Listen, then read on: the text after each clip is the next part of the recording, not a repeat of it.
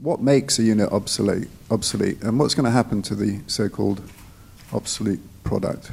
This is a very simple product type. You need a good floor, 4 walls, and a roof that doesn't leak, right?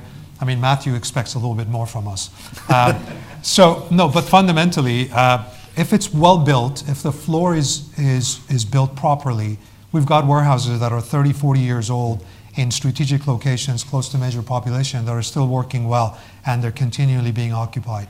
So, some investors that are relatively new to this asset class really are afraid of obsolescence. Of course, when you look back, clear heights have increased. 10, 15 years ago, 9.5, 10 meters was considered state-of-the-art. Today, you're looking at 12 to 14 meters.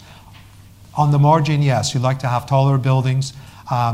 As long as you have a functional product with a good floor, a proper truck court, I don't foresee a significant increase in truck sizes in Europe in the foreseeable future.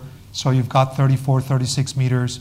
In UK, you've got a little bit longer truck courts. But generally, you've got a good product for me. And again, looking at the e-commerce, e-tailing element, we're not going to all of a sudden see a completely new building. The sortation center product is a little different.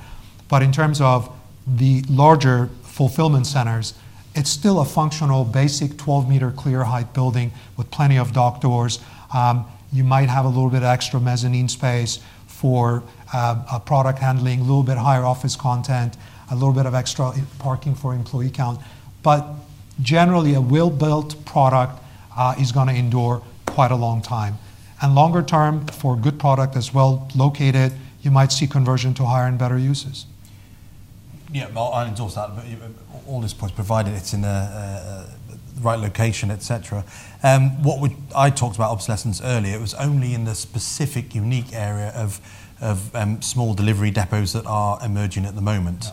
At that particular point, and it's really about getting the right size and the right configuration, the right location. And it was only a small point to say, be wary of putting it in one particular place, in one particular size. And as e-retailing is evolving so quickly, that might be the wrong size and wrong configuration in a couple of years' time.